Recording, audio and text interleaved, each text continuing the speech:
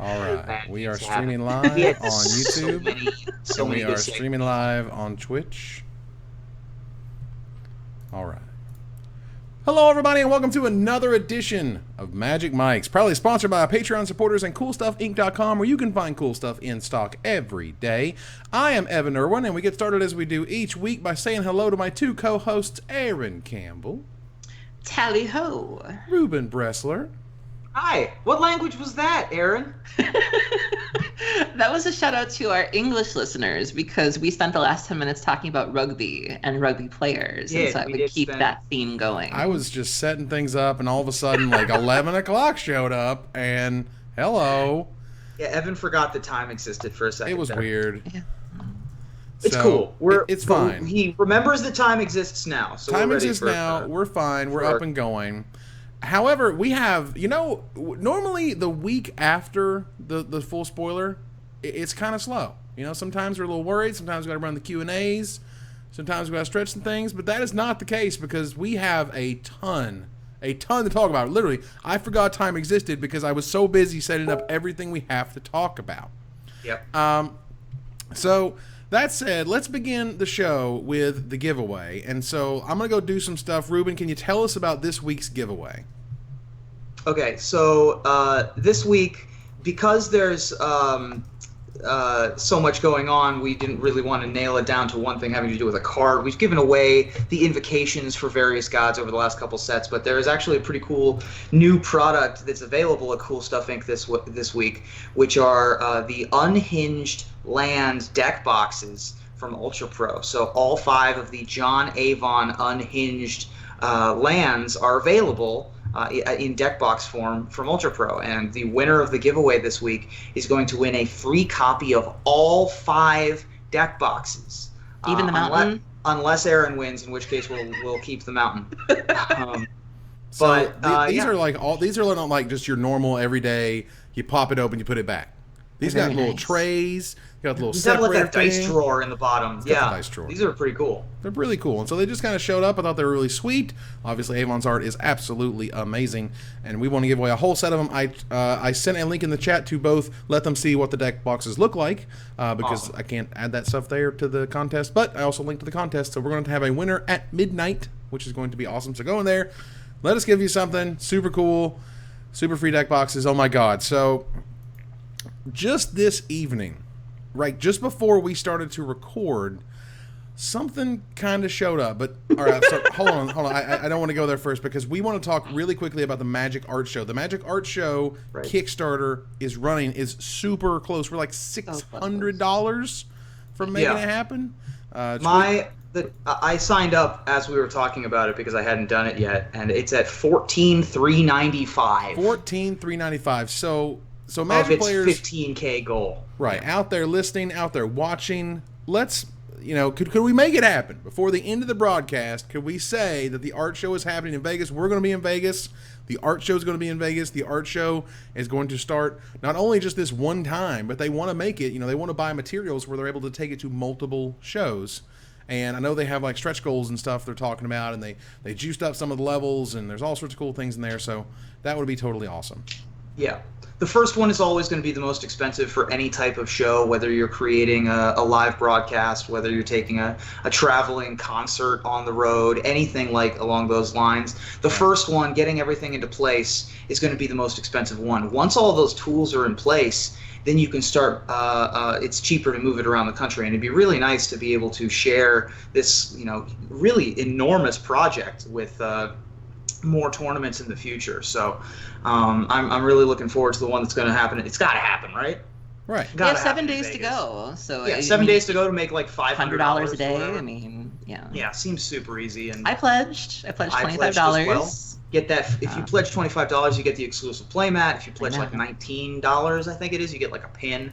There's like Cardamajigs tokens. There's a bunch of cool stuff. So And literally every dollar helps. Like, it doesn't have to be, Yeah. it's not as for the rigid price as, of a cup of coffee.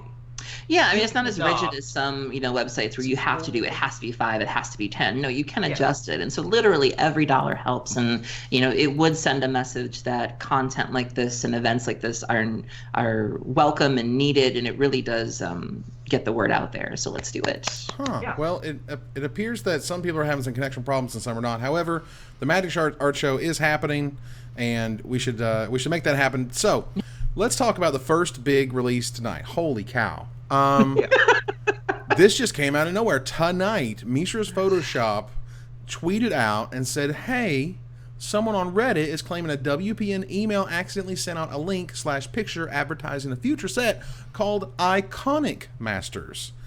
So I bring it up on the screen here. This is the image that they shared, and it looks like the email is called 5 Things to Know About Amonkhet, and down here it looks like, some upcoming products. There's Ixalan, which we'll talk about here in a minute, which should have, or was basically expected to lead the show. However, Iconic Masters shows up with a release date of November 17th, 2017. So that's weird. Okay, so let's talk about this a little bit, all right? Okay, so let's say, let's workshop this. How could this not be real?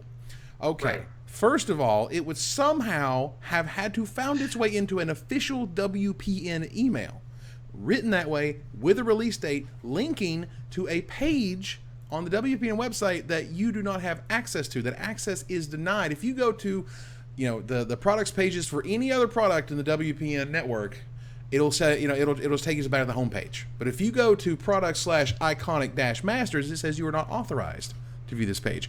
There are far too many things. Like this is no accident. However, what I do think this is ultimately one hand not talking to another. And this is something that we've actually heard from people who have left Wizards. For example, Jonathan Laux sort of insinuated that one of the things that he did was try to make, kind of form bonds between groups because it was difficult for people to talk to each other. However, we have this come out in a WPN email after they decided to delay the announcements of certain sets or have the announcement they be at some other time.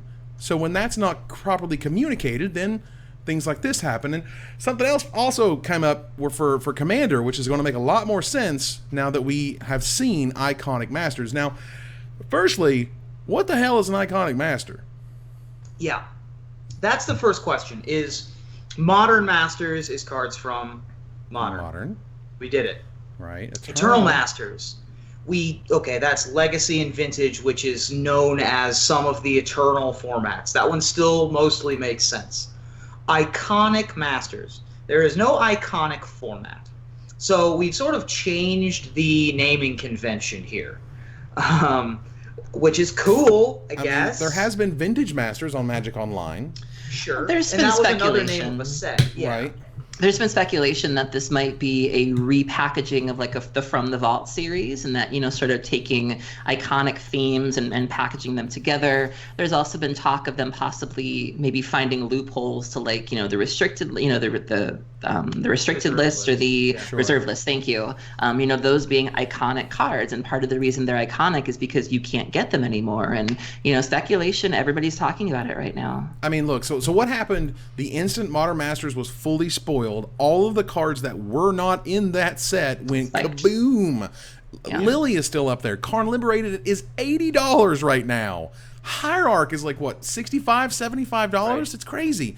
Ancestral Vision is $60. We spent a while talking about how ludicrous things like Goryo's Vengeance and Mishra's Bauble and Karn Liberated and Through the Breach. Horizon Canopy, Mox Bauble, we could go on. The point is, if you just look at all of the cards and you sort them by the most expensive, that's sort of kind of what a lot of these master sets are doing. They're just kind of like, check. Okay, here you go. Right. Here's your money, and we'll put in some other cards. We'll make a limited environment, and all right, see you guys later. Is that what iconic means? Is that what iconic means? Well, here's the thing about iconic, right? Iconic, it's a nice name and title because it is whatever Wizards wants it to be. Ancestral Visions is iconic because it calls back to the original spell. You know what I mean? Shivan Dragon is iconic because it's Shivan Dragon. Why not, right? It's going to be in Iconic Masters? Who knows, right? Well, Karn Liberated's iconic because he's he pushes the Mirrodin story. Sure. But I think that the Masters isn't exactly iconic. It is what I think you the want Master it to be. sets have kind of established themselves as being, let's be honest, they are here for reprints. They're here to give us access to cards that we maybe can't get our hands on or have difficulty getting our hands on. And I feel like that's been pretty established with Modern Masters and Eternal Masters. And I feel like that's where we're headed with this. I think, you're right, though, in terms of what are the guidelines for this? What does iconic mean here? Right. And the fact that we just kind of came off of a Modern Masters kind of wave, the hype, the release. It was awesome. Just going to quickly note, because I kind of have to, and they do sponsor the show. CoolStuffInc.com does have boxes right now for $1.90, $1.90 shipped, and through Sunday. So don't miss out if you want some Modern Masters. However, here we are with Masters, right? Like, here we are with, a set that's going to be juiced, and the juice is going to be sweet, and we're going to be excited to open that stuff, and there's going to have super sweet foils and all that crap. And there's going to be cards that never had a foil, or they have brand new art, or whatever they're going to do to them, which is great, but like, we're kind of starting to go back to this Masters well thing a lot, Right. A lot of too. Masters coming. Yeah, it kind of feels like, we all have sources, whether it be at the local game store level or whether it be inside, and we've all been hearing things that, maybe the numbers haven't been good, recently, and that, they are sort of dragging out these master sets to sort of beef up the books, and that's fine, I guess, in the short term. It kind of feels like plugging a hole in a boat with a Band-Aid, and it's great that you're able to keep bringing back these master sets to bring money in and be successful. But if you're not addressing the issues with the sets in between, like for standard and things like that, you're really just sort of not really fixing the problem. You're just sort of delaying the inevitable. And so when I see things like this and I hear things like this, I get very worried because I worry that the feedback isn't being taken into consideration, and that you're just going to keep making the same mistakes with the new sets and new content, and then just turning to this when things get bad. And I would like to think that they do both, and that they can tap into Modern Masters, but they will also fix the mistakes in the newer sets so that they don't have to keep doing that. I'm just and saying. The other question. Go ahead. Sorry, the other question I was going to say that is raised, as is usual, whenever we have no information at all other than the very sparse, one kind of what does this mean thing, is what happens to these reserve list cards. With a name like Iconic Masters, you wouldn't be blamed for thinking that perhaps they're going to try to finagle a way to get reserve list things to happen with these cards. I've been down that road so many times. I don't believe that. However, fool me 8 times, shame on you. I know, right? But I'm just saying, 7 ways. At some point, they're going to do something, I would think, or it won't, and the reserve list will exist until the trumpets sound and the world ends. Well, I do want to go back to. Oh, sorry. Go ahead.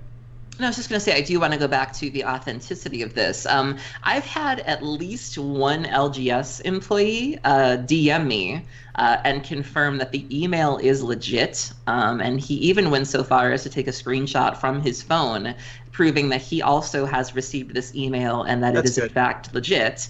So that's something to think about. And I'm also not surprised because you remember the email that was leaked last time had Atlas on. That was the packaging that we saw. Right. And that was the early Amonkhet packaging that we saw. And everything in that initial leak has come true so far. Right. But I'm just kind of confused as to how are we on the second time?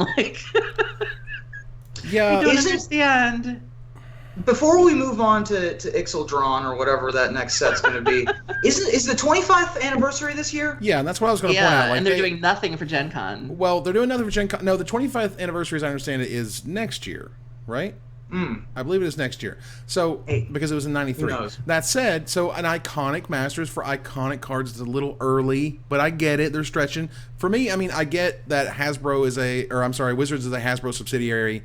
They got to make products. They got to sell stuff. This is really cool. People like it. It's exciting. There's awesome foils. There's plenty of money in there. That's great. So, but there is a point where, again, just going to that well, just over and over and over again, and it gets a little weird. I don't want to dream too big. I don't expect to open moats in packaging anymore. All right. I don't expect there to be updated wording for Chains of Mephistopheles on a foil that's going to be in Iconic Masters. All right. I don't expect that to happen. I'm just saying that among things that are possible, this one is more possible than previous iterations where people were like, I wonder if the next masterpieces are going to be Badlands and things like that. This seems at least slightly more plausible in that direction. Sure. I don't think it's going to happen, but it is part of the scuttlebutt of what's been discussed on social media.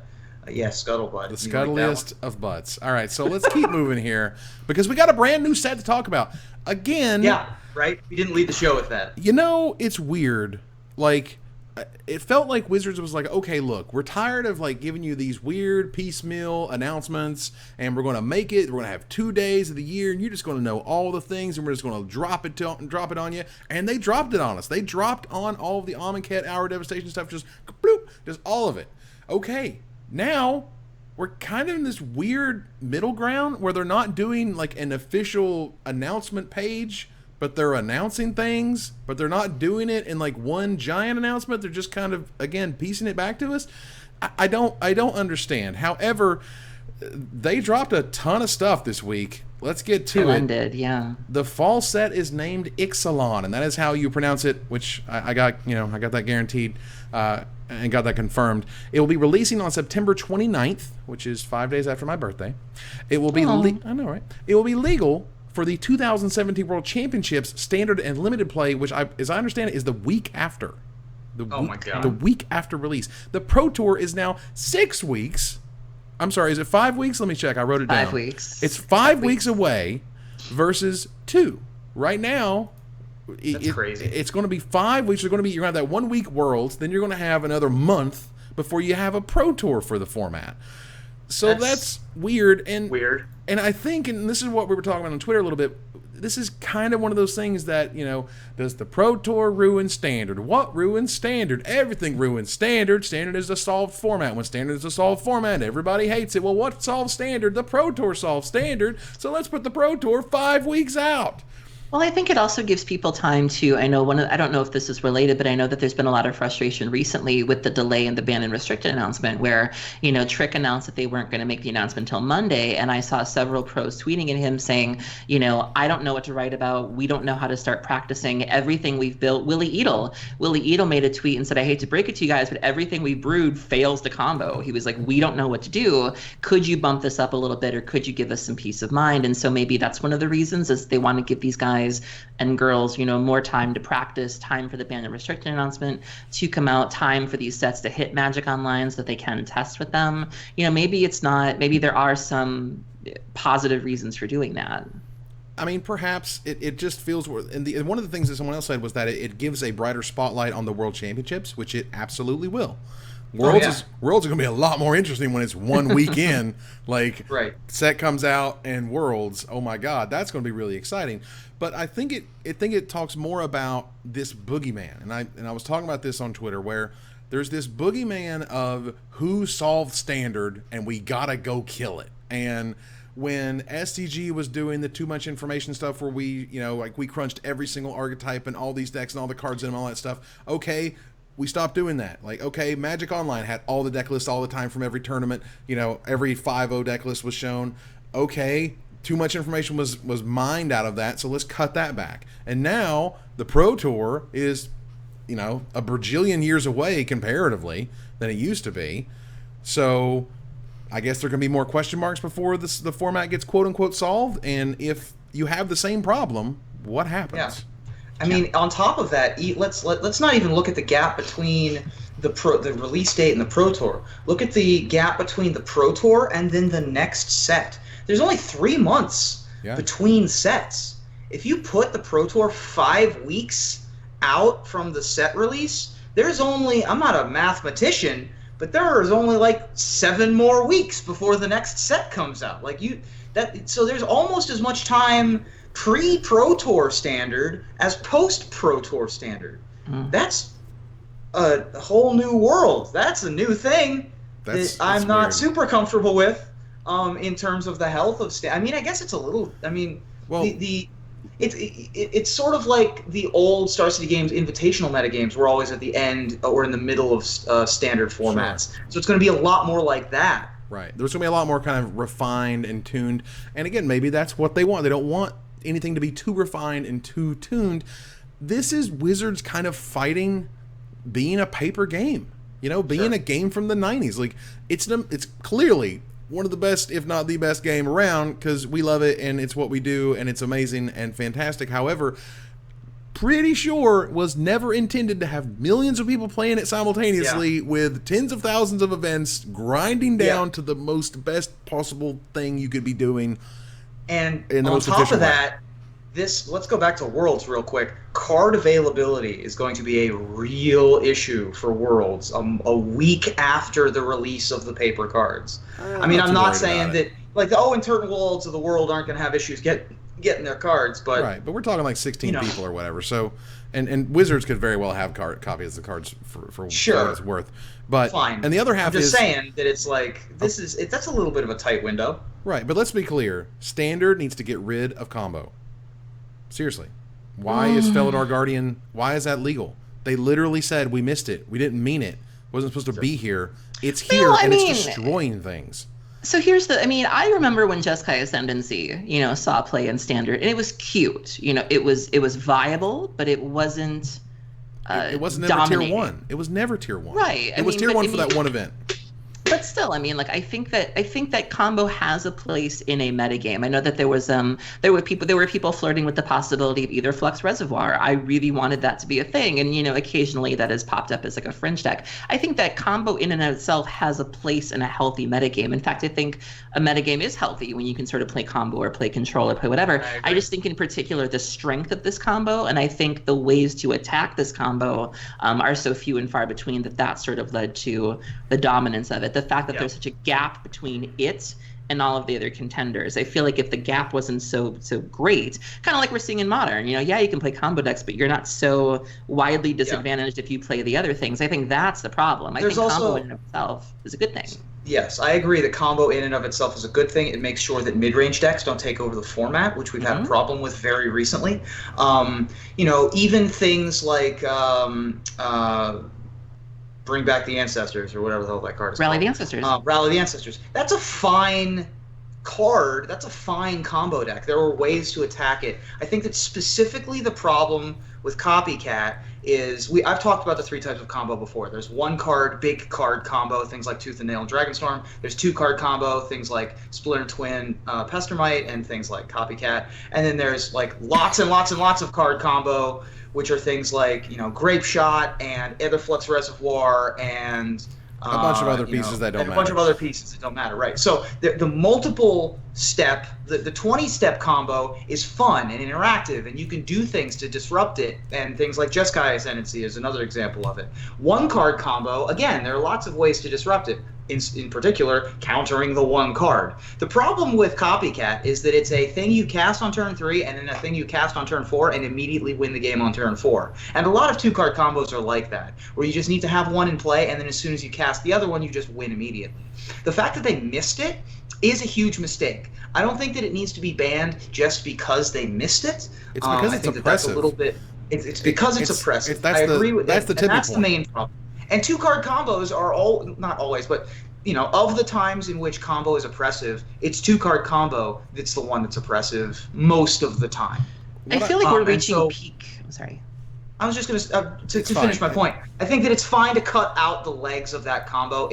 The only deck that Felidar Guardian is seeing play in is the combo deck. So it's fine to get rid of that card. You can have a Saheeli control deck. You can see Saheeli in other decks without Felidar Guardian. And I do think that it is worth getting rid of that 1 card. Ultimately, I would say that I don't think combo needs to be in Standard. It's just not. It's the format everybody gets into. There's not enough answers. With Modern, with Legacy, with Vintage, you have a brojillion amounts of things you can do, including Forces of Will in Legacy and Vintage, to stop things. You don't have that in Standard. They didn't plan for it. It's oppressive. It pisses people off. It's ridiculous. There's no need for it. Would they just get rid of it? Just say, you know what, we screwed up. You get rid of their little uncommon, and we're happy. So Saheeli can still exist as a $3 mythic. It's fine. All right, so look, but we got to keep moving. Regardless, Nationals was announced for weekends of September 9th and 10th, 16th and 17th, and October 14th and 15th, which will be using Amonkhet for the first 2 for Booster Draft, and they'll be using Ixalan for the one after in October. I qualify for that. Which is sweet. Well, then you're going to get your very own Inkmoth Nexus. How about that? Your nice. your very own. Which is great. So that's the participation. I like to collect my participation promo. Yes. That's participation promo this time around? Yeah, that's and pretty sweet. They're giving away pro points, which is super cool. So you can get some pro points if you make it all the way to the finals. However, we hit another snag with Regional Pro Tour qualifiers. Girl.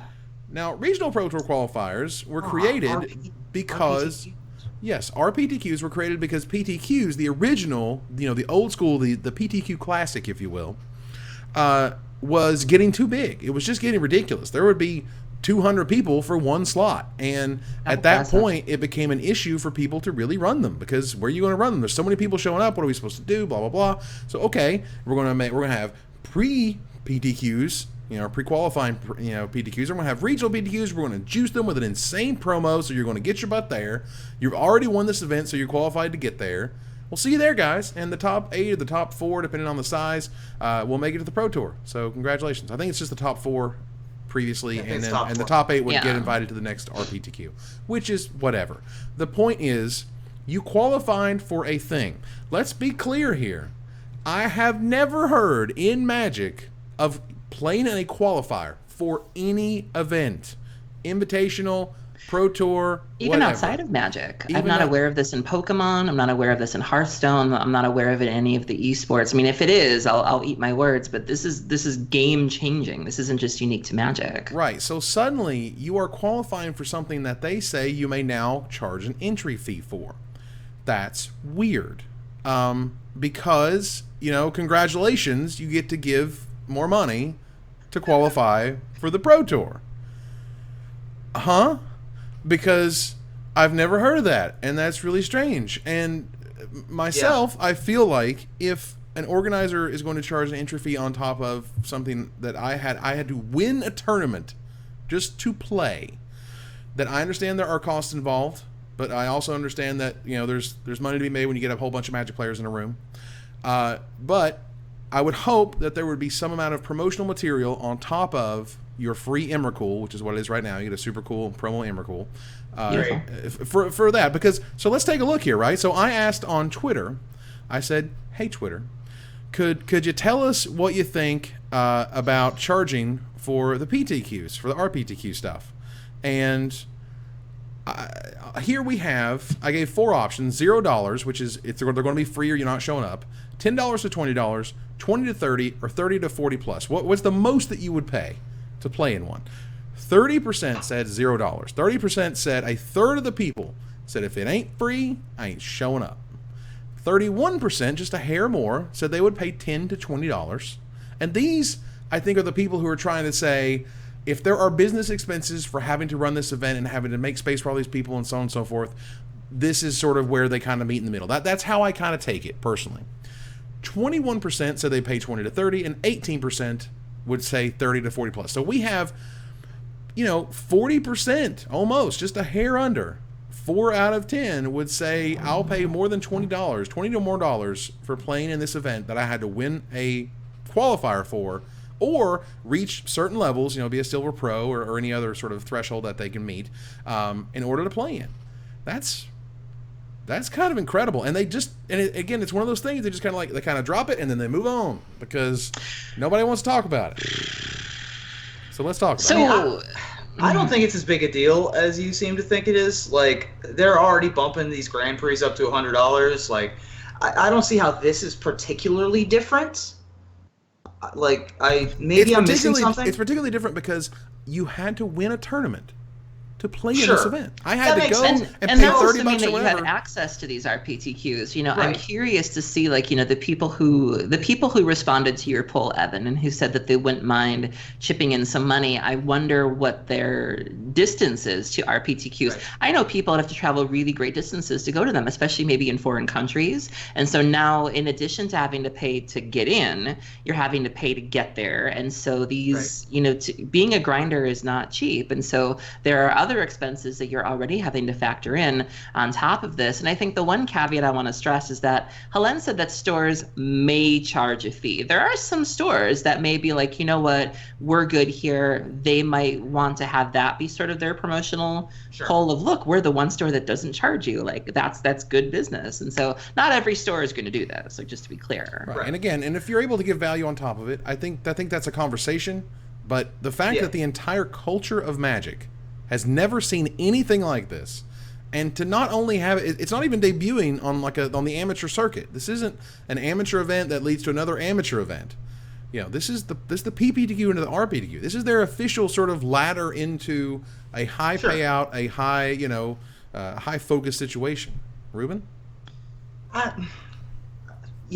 guess I'm not the average Mr. Orange Twitter follower. I don't see what the big blow up is. Like, I don't want to turn this into a red zone or nothing, but like, I just don't get it. Okay, Reuben, if you qualify for one of those poker events, one of the big ones, do you have to pay? Yeah. So, all of them. Good for you to bring that up. There are most of those when you qualify for a next tournament. For example, if you won a World Poker Tour event and qualify for the Tournament of Champions, or you win a satellite into the World Series of Poker main event.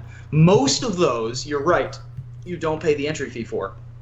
You win the seat as part of the ticket. However, there are some that you win the invite, and yet you still have to either pay a portion of or all of the entry fee. They're very few and far between. I'll grant you that. It's way rarer. Usually you just win the seat. Sure. But they do exist. And there are other examples in other games. For example, the PGA Tour golf, I think you still have to pay to enter tournaments, even if you qualify for the event. Mm-hmm. I know that League of Legends Worlds, when one of the teams got suspended, other teams could buy into that tournament slot. I forget the exact details of this because I don't really pay attention to League of Legends, but they could buy the slot for some amount of money. I think it was like $800,000 was the tournament slot, which was a ludicrously high number. Sure. But yeah, I think that there is there is precedent for this. It is certainly rare, and I'll grant you that. And particularly in Magic, there's been nothing like this before, where usually you just win your ticket and then you move on to the next one. So it's a little bit rarer. I'll grant you that. But again, I'm not as blown up about this. Well, the fallout to this was pretty interesting. There was certainly the snark, and Ali Antrazi jumped in and said, "Can we also get an entry fee for players attending the Pro Tours? I think that's the best and smartest way to cover costs of events." Let's put it this way: if they said you have to pay $100 to play in a Pro Tour that you've qualified for, how many are going to blink?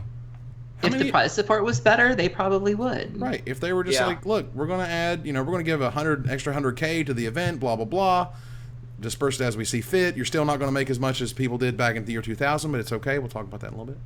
But, whatever. It's fine. $100, let's do this. I don't know. And there's also been discussions of, again, if you could pay, X dollars to get into a Pro Tour. You didn't have to do the RPTQ, didn't have to do the PPTQ, didn't have to get any levels. If it was like $500 playing a Pro Tour, would you do it?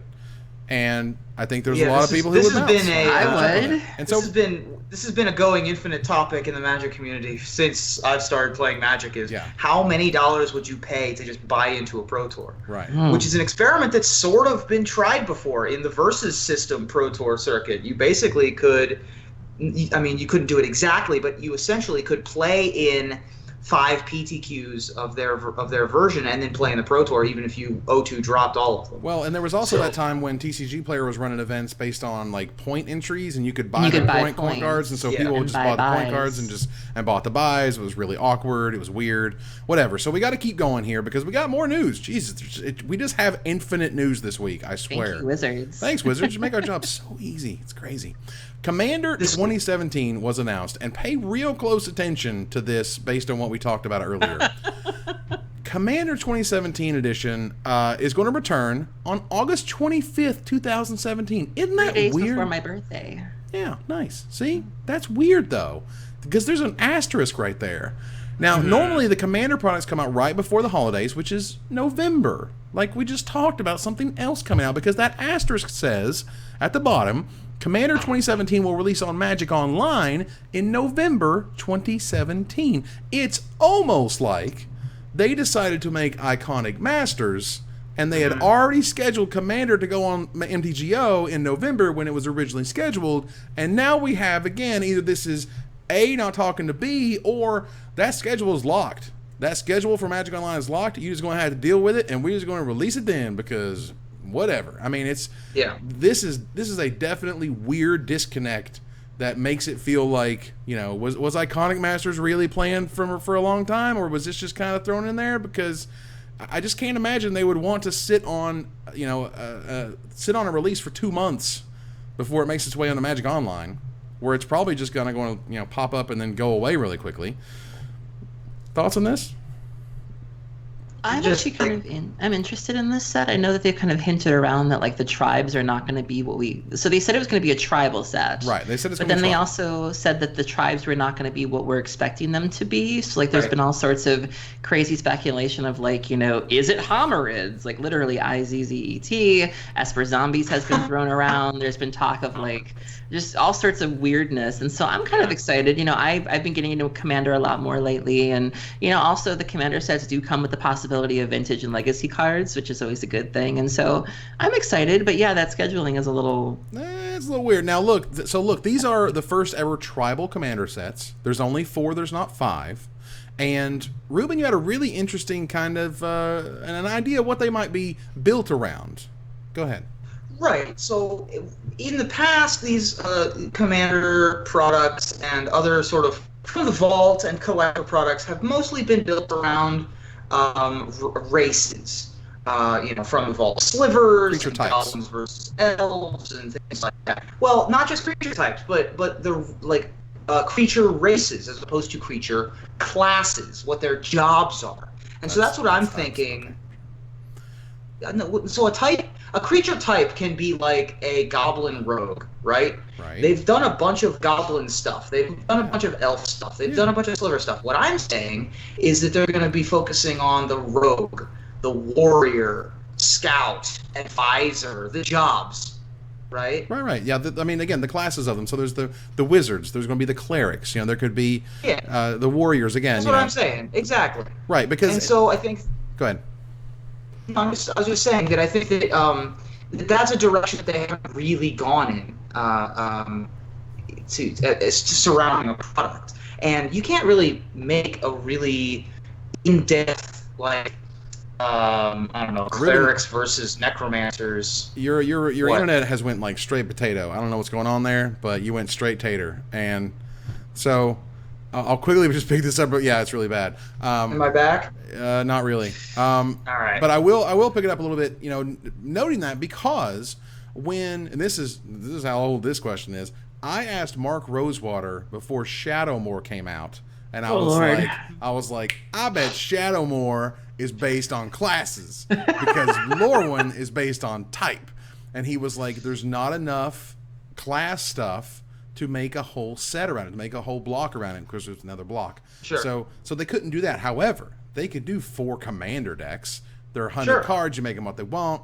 You can have really interesting stuff in there. So that to me makes a whole lot more sense that, yeah, they're tribal, but they're not the tribal you think they are, because Wizards likes to be clever. And I like that. I think it's fun. It makes for fun times.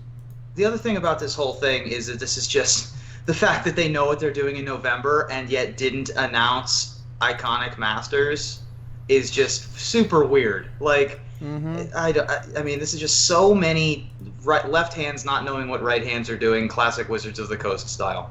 Yeah, pretty classic. Now, one of the things, I'm going to go back to the OP news just real quickly here. They changed the payout of the Pro Tour.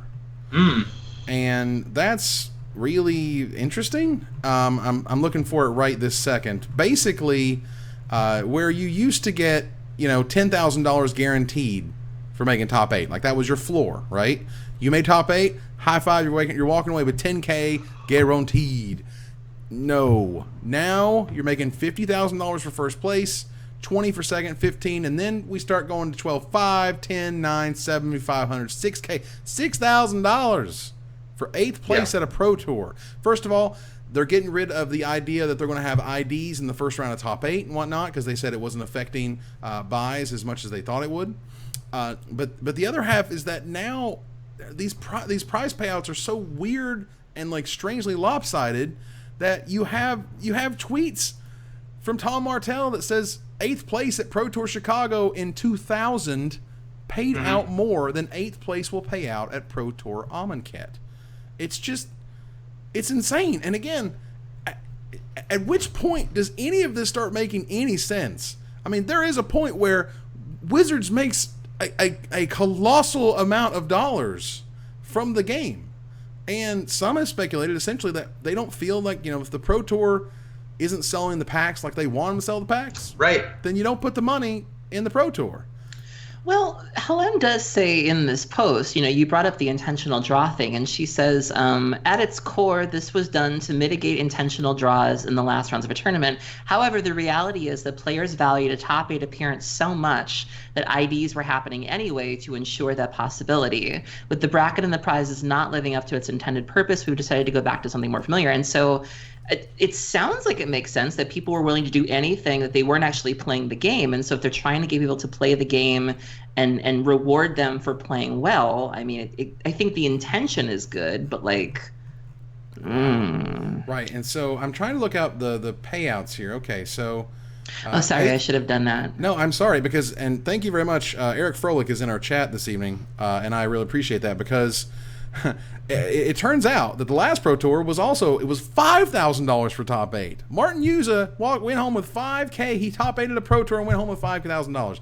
And 7th place went home with $5,000. And then Paulo Vitor, good on Paulo, snuck in there on 6th because he got 10K. And then there was another 10K for 5th place. It was just really crazy. Just really weird payouts. So it's not like this got this got better, I guess. But it got better from the last Pro Tour. It got better from the last Pro Tour. They switched away from the esports top 8 model, which that's another thing I'm getting hung up on here, which is they switched to the esports model of top 8s for a couple reasons. One of which was to encourage people to not draw into top 8. Because that wasn't helping enough, because the draw of top 8 in a Pro Tour is so strong, they decided to go back to the old model that also encouraged drawing into top 8. Like, I don't get the logic there of going back to something more familiar just for the sake of it being more familiar, because it didn't work the 1 or 2 times they tried the top 8 model, which was kind of bizarre to me. But yeah, I think the main point of the getting a top 8 pays less than the Pro Tour top 8 of the year 2000 is ludicrous. I know that overall it pays more. I know that first place is making more, blah blah blah. But you're entering in this weird comparison thing with stuff that happened 17 years ago. I guess the argument I have is, why are we even cutting back to begin with? I can understand that you want to. I agree with you that there should be a floor for what people should expect to make. If you're going to top 8 a Pro Tour, there should be a minimum. And I feel like the minimum that we have right now is woefully low. And so I agree on that. I guess I'm just curious why we're cutting back. Like you said, Evan, if money's being made, why are we simply not putting more money into this, so that even though the amount for 8, 7, and 6 is still low, it's not abysmal? Do you get what I'm trying to say? Where it's like... So let me fix the problem, okay? Here's how you fix the problem. And we've even brought this up, and I at this point, I just feel like, and it's much like, sort of, they turned such a weird blind eye to the problems of Magic Online for so long. At some point, somebody's going to get in there and say, can we just have the Pro Tour brought to you by Pepsi already? Can we just, for God's sake, get Nike in there, get some brands in there that care about the people who play Magic, get NVIDIA or whatever. It doesn't matter. Get actual sponsors. Get actual sponsorships, which will give you that money you don't want to spend. And again, here I can only imagine that the arguments that are killing that type of talk are it's going to muddle the brand, or it's going to tie the brand to so and so thing or drink or food or something else. I have no idea, because none of it makes any sense. The reason these esports events are monstrous is because everyone looks like a NASCAR driver. For God's sake, do you not like all that money pouring in here? Because instead we have to awkwardly explain that 17 years ago this person in this place actually got more than this guy just did. That's crazy. That's crazy. Yeah. It just the cognitive dissonance between saying the sentence "Magic the Gathering is the world's most popular collectible trading card game" and top 8ing a tournament of our most prestigious variety of tournaments will pay you $5,000. Our elite players can't make a living playing our game, is absurd.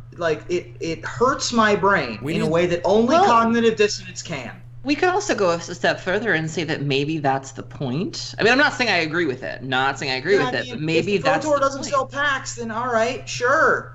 But I mean, maybe they want it to be just a hobby and they don't want I'm not saying I agree with it. It's ludicrous. I get it. But like, maybe this is their way of saying like, this shouldn't be, Well, and let's, and well, look, I have just a little bit, I have a tiny bit of experience in this area, not a lot, but I would say that what I know of it is that this is no mean feat, okay? This isn't like they just, call up Coca-Cola and, all this stuff happens. Like, you've got to create, a plan, you've got to do presentations, you've got to create relationships. That stuff takes time. I totally get that. But they've had time. Right, Magic the Gathering's 25 years old now. Like, this isn't, surely the conversation must have been had. Surely the idea must have been bandied around, but somehow it died. And again, if the idea is, can we just get the payouts to the point where people are excited to be pros and really you can actually make a living, a real, actual, factual living doing this type of thing, it just feels like it's not going to come without an outside sponsor. Just not going to do it. So. And didn't they used to, like, back in the day, like, I think, didn't we have a blast from the past where, like, there was like a car ad or something, or like there was, well, they were on ESPN2 for a while. Oh yeah. But I mean, I've seen advertisements before where, like, wasn't there a chocolate at one point? Like, I mean, we saw it in the past, and like, so it's been done before. Well, and they like, had those Innistrad M&Ms, which were kind of cute. Yeah, but I mean, like, it just seems like in the past they were at least willing to entertain the idea, or they were closer to the idea. And now plenty it's just of crossover possibility. I mean, they've already. So this is another right hand that's far, far away from this left hand of tournament sponsorship. But there is a hand somewhere out there working on like a Magic the Gathering movie deal. Why can't the movie company be interested in wanting to sponsor a tournament series as part of their marketing for this? Like that is a crossover that makes sense. Right, 20th Century Fox, right, is like, we'll have the thing, and we'll have a trailer for a bunch of the newest movies coming out during the broadcast. Whatever. That's a natural pairing. Like, that's not a stretch at all of being, that's not like we're trying to accidentally get Jimmy Dean Sausages to come in and sponsor our program, right? That would be weird. 20th Century Fox, the producer, or whoever, Warner Brothers, whatever, producing the Magic the Gathering movies, sponsoring the Magic the Gathering Pro Tour, that's a connection that makes sense. Right. Like, there are connections that make perfect sense, and they just aren't doing it. Yeah. It's really strange. And so, again, we've talked about it before, but it's a thing. So let's keep moving into Gathering the Townsfolk. The things that people were talking about this week, there was an anomaly that happened, and Aaron, I'll let you go ahead and just kind of take this one and run, because when I first heard about it, I was like, that's weird. I have nothing other to say other than that's weird. However, you had an idea of why this might be happening. What's going on, and what do you think's happening? So you actually had tweeted Helena about this earlier, Evan, and there was somebody who posted to Reddit, and with the title of "Did a Mass Unbanning Happen?" And this I'm sorry, this post is just brilliant for all the wrong reasons. But they start off by saying, "I'm not here to talk about why I have a 3-year suspension." Sure. It's a great opening line. That's old crap. That's old crap. Bless their heart. Okay, so then it says, "I've tried appealing over the duration with no response. I checked in last night because of the suspended list update, which happened on the 4th, and my number was no longer listed, and it looks like they removed several pages worth of people from the list. I'm just curious if anyone has heard anything. I confirmed with my local game store, and my DCI number is allowed to be registered for events again. I received no notifications, so it was a nice surprise." And Reddit being Reddit, it made it to 93 comments before the mods were like, "You're all baboons, we're locking this." And so you had asked Helene if this was a thing, if they did in fact go and unban a swath of people, and Helene was like, "I do not know anything about this." And so it apparently didn't happen. It really was just a fluke. And what I think happened, and I encountered this yesterday with the Nationals invites, because my name wasn't on the invite list, is that when the migration happened, like when they were trying to get everybody to use those damn Wizards accounts thing, I haven't even bothered, to be honest. If you didn't migrate over, my DCI number got deactivated, which I freaked out and took to mean that I'd been banned from the DCI because, hello, have you met me? And they were like, Let's be honest. And they were like, no, you're totally fine. But because you didn't migrate, we deactivated your number. And so you didn't connect to lists and databases that you were supposed to belong to. And I haven't been to F&M in a month, so I didn't know that. But I think what might have happened is these folks may not have migrated their accounts over. Why would you if you're suspended? Right. And so that's why when the list was made, your name didn't go on there. And that's why it appeared that you'd been unbanned. But it was a pretty hot topic for a minute. There were people like, oh my God, who's not on the list? Who's still there? And so, if Wizards showed mercy to these people or if they in fact still banned. But I think it really was just a technical issue. I think that didn't happen, obviously. But it was cute to think about for a little while. Interesting. So they didn't. This isn't an Arkham Asylum prison break. They aren't actually allowed back. No. So what happened was if you didn't migrate your account over from the old crummy Planeswalker Point site to the plain Wizards, general site, then your DCI number was deactivated and your account information, like you didn't make it to the Nationals list and things like that didn't happen. But if you call Wizards customer service, they basically just flip a switch and you're back on, and I'm now on the national invites list. But right. Like I said, I think that because these people were suspended, why would you mitigate your account at that point or migrate your account? And so that's why their information didn't carry over. But right. And no, these folks are still banned, unfortunately. Right. And so based on some information that I'm getting literally as we're talking about it here, it appears that a message was sent out, and it did say it was this is basically caused by a technical error on Wizards' end. And these people are still suspended, / banned as they should be. It was Wizards for about not to 20 go there. minutes. It was really interesting. Tournament organizers not to issue new DCI numbers for players they know to be on suspension, and so on and so forth. So at that point, it becomes kind of TO work. But the point is, there was a logical explanation. Your logical explanation for why it may have happened is exactly why it happened. So that's a thing, and that was really interesting. That just all of a sudden, I was really hoping it was going to be the last half hour of Batman Begins. I was really hoping that we were just going to get all the all-star hits of everyone suspended ever showing up to we get Trevor Humphreys and Crackgate Guy all showing up to tournaments, and it'd just be great. Oh man! All right, so that's interesting. Let's check back in really quickly for the Magic Art Show is 14,457.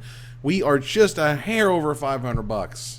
They got a week to go, okay? I'm not saying they got plenty of time to go. I'm not saying I don't think this is going to fire, because I think it's going to fire. But it would be pretty terrific if we could kind of herald that in. That'd be pretty awesome. Just saying. Yeah. So let's keep moving here with going infinite, because there was some really interesting chatter this week about magic novels. So magic novels used to be a thing. There used to be, for example, the card Arena was included in a novel called Arena, as it turns out. And it was about, wait for it, an arena. And so that was pretty cool, right? So they used to do novels. The old school novels, were actually not too shabby. It was actually kind of cool. Brothers War is still one of my all-time favorite books. Right. It's pretty cool. So there was a post by a guy named Jay Anelli, J13X on Twitter. I just unblocked him. Oh, well, but still, Bob Ross MTG on the list. How could you possibly remember all of the people? I guess you only unblock 3 people. Yeah. Right. I was going to say. Well, he's number 3. I still have him blocked. Would have been pretty impressive. In any case, go ahead. That's fair. So he makes some really interesting points. He mentions, while I respect that people have fond feelings for many of the novels, the logistics of the novels are impossible today. How long does it take to write a novel? How well did the novels keep pace with the sets back in the day, even when they were still doing them?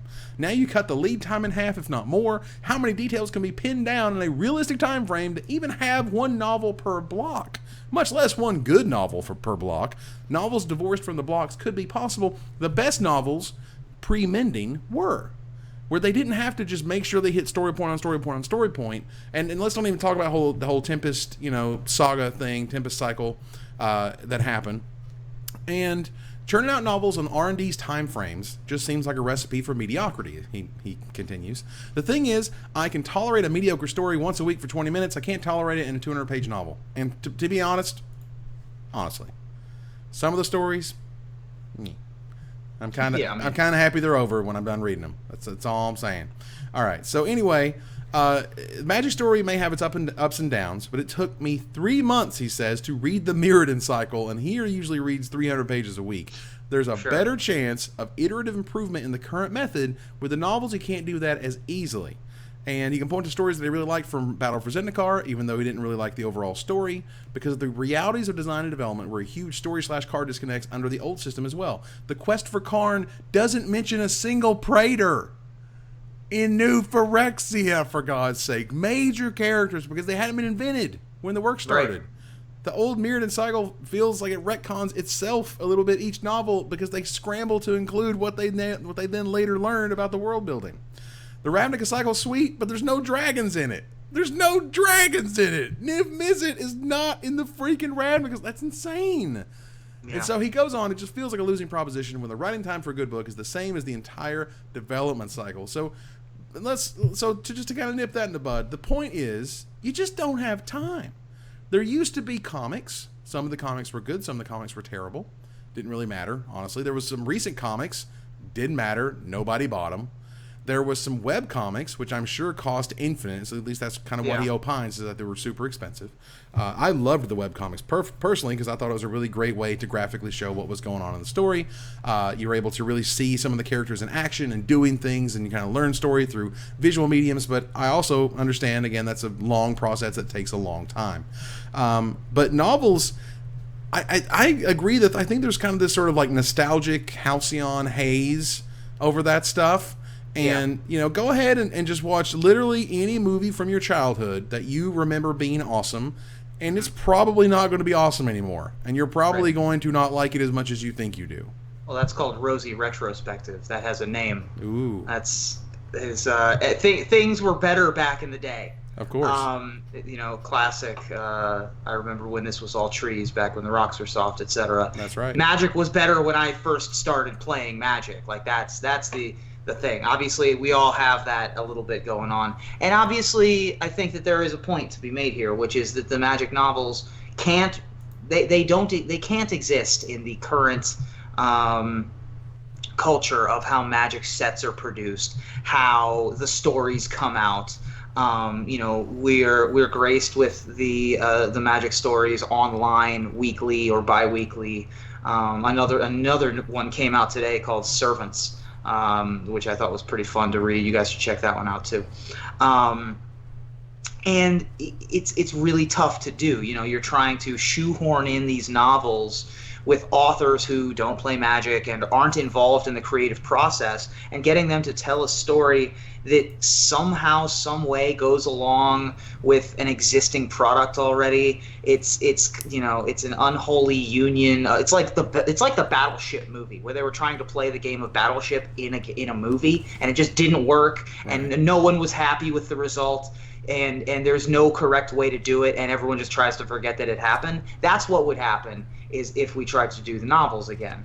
The idea that I came up with earlier was maybe we can just do that Netflix original series. What about it? Let's get let's remake all those. Let's have Innistrad for a season. Like American Horror Story style, except for that it's Planeswalker Horror Story, right? That'd be super cool. Right. Next season we do Zendikar. We have a couple of the same recurring characters that appeared on Innistrad. Ooh, I recognize that Jace guy. I think he was in both of those. I recognize like 3 of the same people, and then the next season we go to a different plane, and then the next season we go to a different plane. That would be a cool way to do it, I think. That would be neat.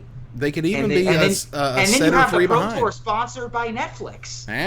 Well, look at what they're doing right now for nostalgia. I think it was yesterday, one of the actresses from the Carmen Sandiego show on Netflix. No. So Gina Rodriguez is the young lady from Jane the Virgin, and she announced that she was cast to be the voice of New Carmen. Oh, well, there you go, right? So that's really fantastic. And for what it's worth, that is actually one of the nostalgic things that kind of holds up. If you go back and watch the old Where in the World's Carmen Sandiego show, it's actually kind of cool. It's still kind of Netflix is all about the rosy retrospective. Like they just brought Mystery Science Theater 3000 back. I think that Bill Nye got his own show, like all that stuff. Like they love bringing stuff back from the late '80s, early '90s, and turning it into a new like web thing. So this has a built-in audience. It's a fantasy show. People love TV shows based around vampires and werewolves these days. Being a nerd is super cool now, so they certainly have the source material. I mean, they brought back Voltron, for God's sake. It also provides some kind of comfort to sort of find things in the past that you enjoyed when the future looks so damn grim. Wow, aggressive. Wow. I'm just saying. I mean, Yeah. The future's so dim, we're all going to die. That's how it works. I don't know what you're talking about. 2017 is going to be great. It's going to be terrific. But either way, I think Wizards has continued to struggle with this. How do we do a story when things keep changing? You said struggle, and my mind immediately went to Struggle Strahd for some reason. Struggle Strahd? Hashtag Struggle Strahd. Hashtag Struggle Strahd. Hashtag of all of the Netflix emo money. Of all of the emo planeswalkers just sulking around in a Strahd, Struggle Strahd. Which, by the way, this is your regular monthly or bi-monthly reminder that Soren is still in a rock somewhere. He's still in the stone, chilling. He's not dying. That. He's chilling. In any case, yes, I get your point. It's it's a tough needle to thread, and I think that would be the way I would want to do it. Is have Netflix or what's the other one? It's not Hulu. It's like Amazon TV. Yeah, Sure. Have Amazon TV do something. I mean, there's ways.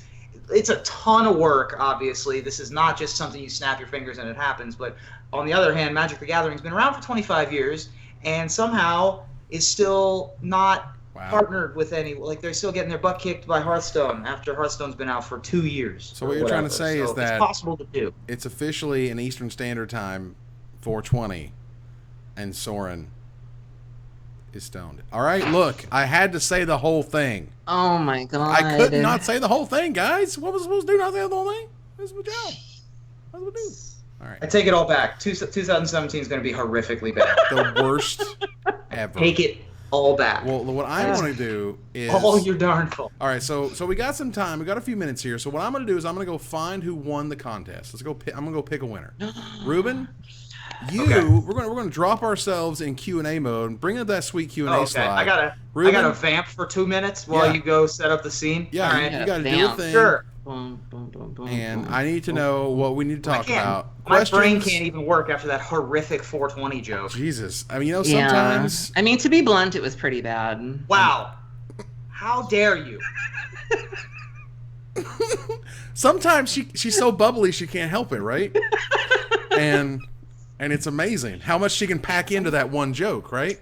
That's true. It's unbelievable. Like a bull's worth, you know. I mean, she's on fire. She's just blazing a trail. Aaron, Evan, we aren't buds anymore. Reuben, you don't have to be the roach in this party. Like, okay, we're really done. All right, what else? What questions do we have here that I can vamp with? Joint. Vape for a few minutes? No, okay, joint, yes. Marijuana. Yeah. This is a kid's show. Why do I like pineapple on pizza? All right, now we can do a red Monster. Oh, God. We can fight about this one. You're all wrong, and I hate you all. Pineapple is delicious. Pizza's delicious, and when you put them together, it's delicious. I really like strong flavors that are like kind of out of place in lots of different things. You should put that on your Tinder profile. Wow. I don't know. I like pineapple on pizza. I don't want to have to defend myself. Just let people enjoy things is the other thing. What is this witch hunt that we go on where we don't allow people to enjoy things on pizza? What happens? It's not so much that you can't do it. It's just that you're wrong, and that's an important thing to note. It's okay to be wrong. And it's it just okay. means you're gonna die alone because no woman will ever love you if you eat pineapple on pizza. That's how I just need to find the right woman. Also like pineapple on pizza, or just not eat pizza. I don't eat very much pizza, so right. When I do, I like to have pineapple on it because I enjoy the finer things in life. Right.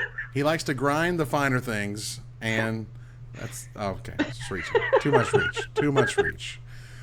All right. So more wonderful questions, ladies and gentlemen. All right. So let's go. The 3 best and worst blocks of all time. Can we just go ahead and get the first 2, Innistrad Ravnica, and then we just argue about the third one? That's fine. Block in terms of like playability, or block in terms of like flavor? Hey man. First of all, the context is not defined for you. It is best blocks. Best blocks in terms of how attached to the story I was. Okay. Are still Innistrad and Ravnica. Okay. Because they're first and second in every category. Third, probably Lorwyn. I think that the story for Lorwyn was super fascinating, and was so unique in Magic that I just really enjoyed it quite a bit. Worst, gotta be Mercadian Masks is pretty bad. It's unfortunate that Homelands wasn't a playability. block. Homelands was just Right. one set of pain. The Ice Age story didn't really hang together for me. I mean, it was okay, but it is also hurt by the fact that the Cold Snap is the third one. Let's see, what else was bad? Well, other things that were kind of, well, it depends. You know, some things started very strong and they ended poorly, like Return to Ravnica, for Zendikar. example. Yeah. Battle for Zendikar is Yeah. pretty Tempest bad. is my favorite. I love I Tempest. read all of the books. I love all of the Weatherlight story. Well, like, so Yeah, it was going sweet. back to the books, those were I read all of those. I have a lot of fun memories of them. I have a lot of fun memories of the cards. And then my worst would be Kamigawa because it's just really precious. It's Don't just you like don't you be hating on my comic?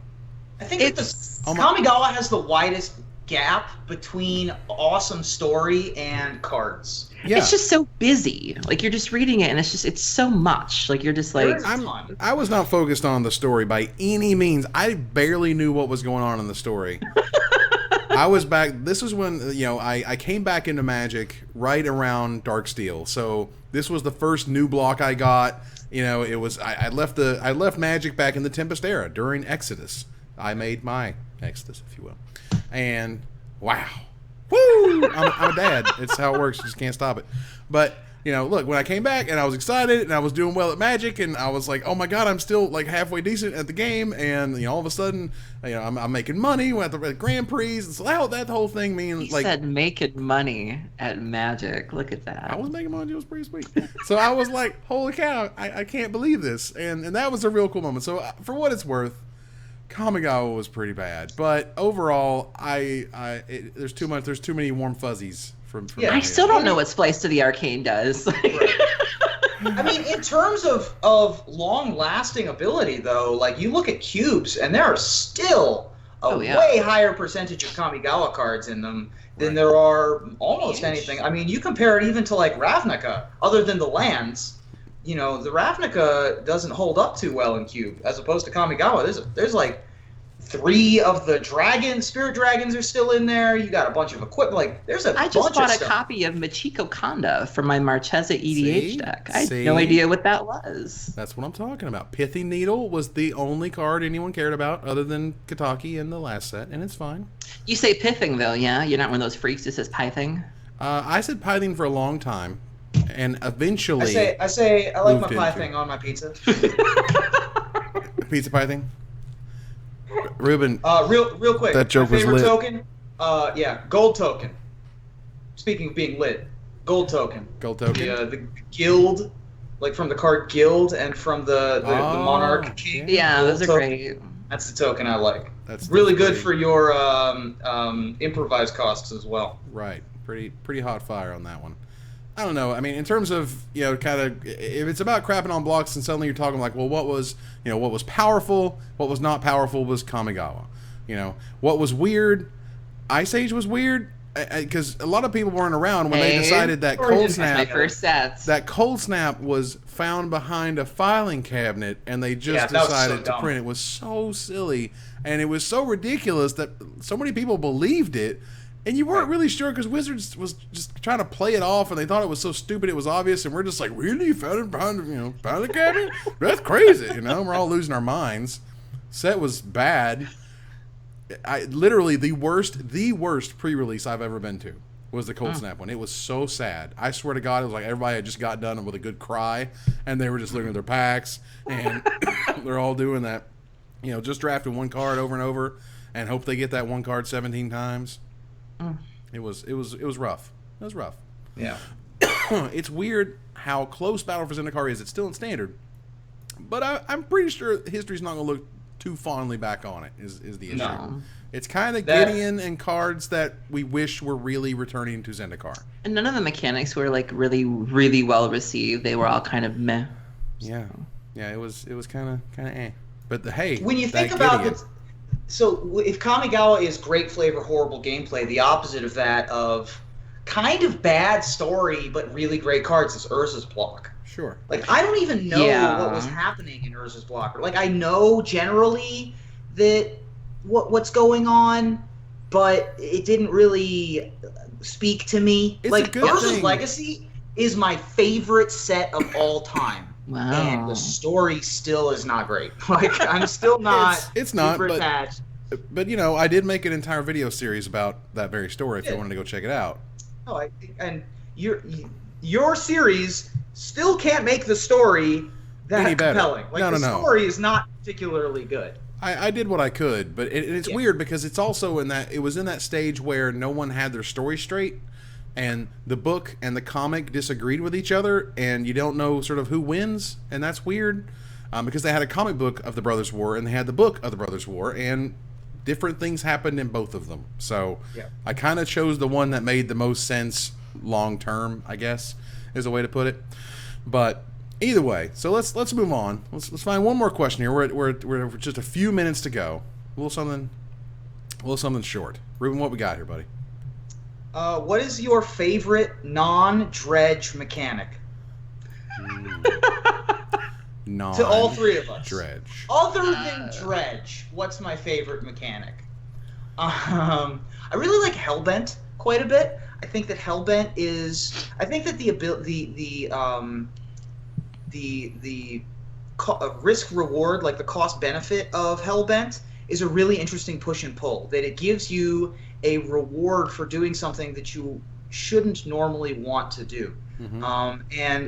I think that the proof of Hellbent being a good ability is that they've basically brought it back for Amonkhet, except for that now it's Heckbent, right? It's one right. as opposed to it's one card literal less. zero. So darn it all to heck. With an asterisk for the E. Just remember that. I think that Hellbent is not only super flavorful for the Rakdos, but a really cool push and pull in terms of what you want to be doing with your cards. Well, the problem is that it just played terribly. Like, if you're Hellbent, you have no options but what you see before you, and so I think this is literally the fixed perfectly Rakdos Hellbent theme. Yeah, the problem is it's not very good, and that sucks. Like, I want all the guilds to be sweet, to have things that they're good at. The other thing I really like about Hellbent is that it's now slang for having no cards in your hand. You ask your opponent, are you Hellbent? Uh-huh. Yeah. I think that's a cool thing that it's been able to do.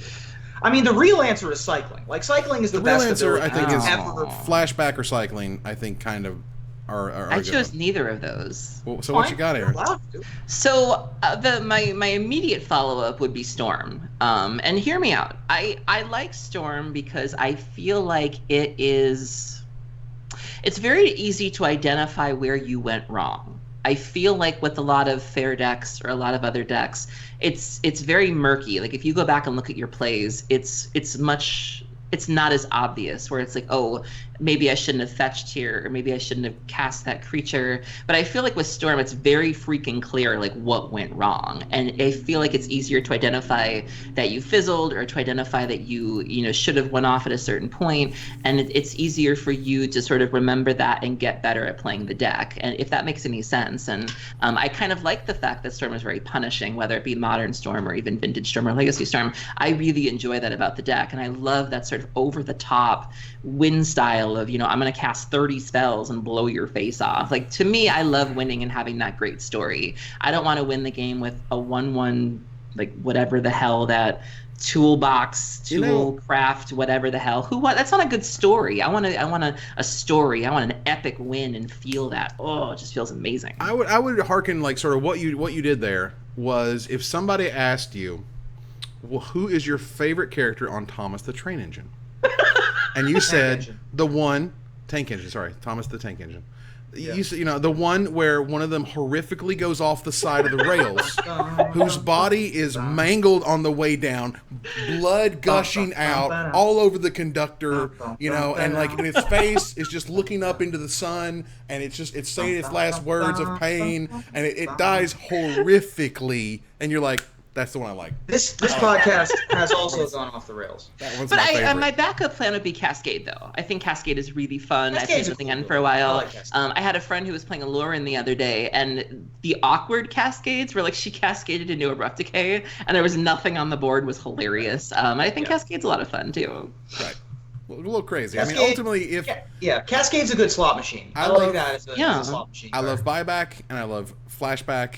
And buyback. Buyback is amazing. I wish they could make it flying. work. I really like flying. Flying. Flying's cool. I mean, ultimately, everything is kicker, right? At the end of the day, there's so many mechanics which are just kicker and a weird variant of kicker. Kicker is great. I really like Unearth a lot. I thought Unearth was really cool. To give you sort of a second wind of creatures, give you something else to do. Landfall is pretty great. Landfall is absolutely amazing. Actually, you know what? I think Landfall is my favorite because Landfall did something that no mechanic has ever done, which is make me want to draw lands. I can't hear Landfall now without hearing Adele in my hand, like, let the land fall. Like, just how Skyfall, Landfall. Don't look at me like that. No, I got the reference. I didn't get the reference. Thank you for the reference pointing out. I appreciate that. All right, so we gotta turn the corner to the finisher. Now, as we've clearly already done, in celebration of 420, a 420 joke. It came to light this week that for some reason, Taco Bell Wi-Fi around the country prevents those connected to it from visiting Magic the Gathering websites like Wizards.com or MagicCards.info, MTG Salvation, and Gamepedia.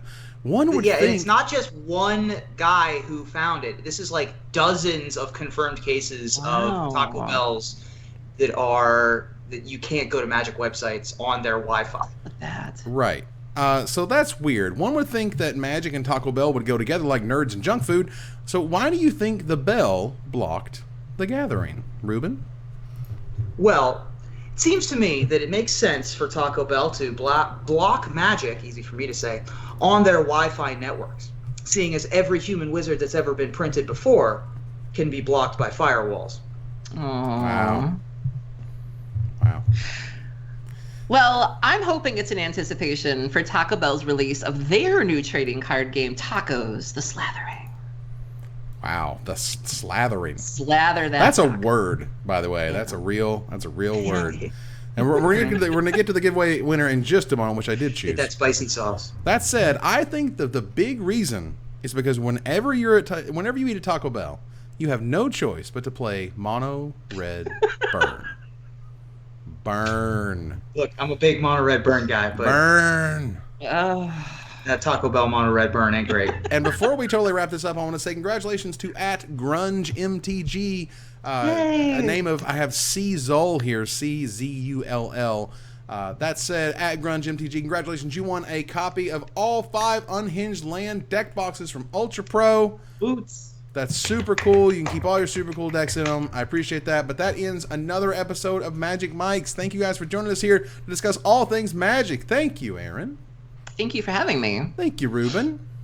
Oh my God, he totally potatoed. Try it again, Reuben. Hi, am I still here? You're still here. I'm going to go buy some Taco Bell, I think. Yeah? You play a little Mono Red Burn tonight? Sounds good. Yeah, I'll play a little Mono Red Burn. We're going to go to our final slide. All right, so that ends another episode of Magic Mics. Thank you guys for joining us here to discuss all things MTG. Thanks to our sponsor, CoolStuffInc.com, my co-hosts, Aaron and Reuben. You guys for watching, and we hope you support us at patreon.com/magicmics. Visit our website at magicmicspodcast.com that exists thanks to our Patreon supporters, or follow, like, tweet, favorite, share, subscribe, do all the things social that tells people that we exist. Catch us online at twitch.tv/magicmics, on Twitter at magicmicscast, on Reddit at reddit.com/r/magicmics, and on Facebook at facebook.com/magicmics. Talk to us privately at magicmicspodcast@gmail.com. Follow the audio-only podcast at magicmicspodcast.libsyn.com, or find us on iTunes, or join us here next week. Same time. Almost got it. Same place. That's all, folks. For another episode of Magic Mics. Good night, everybody.